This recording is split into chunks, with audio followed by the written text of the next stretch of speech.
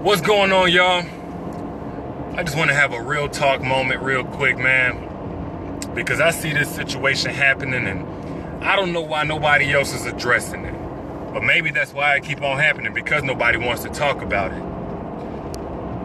It's a lot of y'all out there, unintentionally or intentionally, are future plan Bs for a man, and you can't even tell right now. What a future plan B is, you're that girl that he runs to when him and his girl are having problems. And a lot of times girls get in this situation because ain't no lines being crossed or blurred, ain't no toes being stepped on, you know, ain't no kissing, ain't no cuddling yet. You know what I'm saying? Ain't no bashing a girlfriend or anything like that. You just being a listening ear to a man in need. Stop doing that, man. Stop doing that.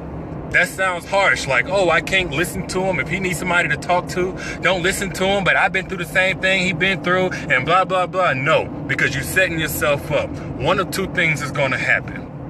Either he's going to get things right with his girl after you've gotten emotionally invested, and he's going to cut you off, or you're going to get emotionally invested, and he's going to string you along as his plan B. More times than not, that's what ends up happening. He hit you up, him and his girl are having problems, they're having trouble. It's kind of like, you know, the same as being married and being separated or whatever. He's still in a relationship. And whenever he gets open with you and he's vulnerable with you and he's talking to you about all this shit that he wants best with a girl, and you know, he don't know why she acting out that way, and you just think that you are providing a woman's perspective on the situation to help him out. No, you're not. You're having an emotional threesome with him. Because all that vulnerability is what you wanted in a man. And whenever you get emotionally invested, now he has leverage. Now you're going to find yourself doing things that you thought you looked down on. Oh, ain't no woman should never be no man's side chick. You should never play the side chick or the main chick or whatever. But this is different. Ain't nothing different. Only difference is you. And you're emotionally invested. So stop being a man's future plan B. If a man come to you and want to talk about his relationship issues, I'm not saying you can't talk to him at all, but you got to cut that conversation short, just to guard your heart. You know what I mean? It ain't about being mean, it ain't about being an asshole or anything like that. You can still be a real friend and guard your heart. And if he don't respect that, then he don't respect the safety of your emotions. And that ain't your real friend.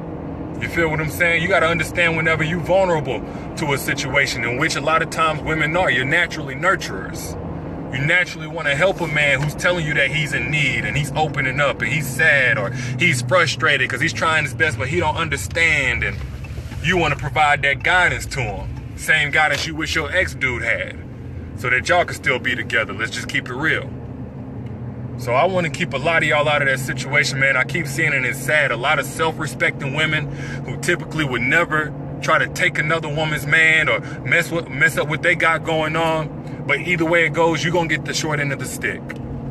The best thing to do is, when that dog come barking up your door because him and his lady are having issues, send him back to his fucking cage. Save yourself. Love y'all. Peace.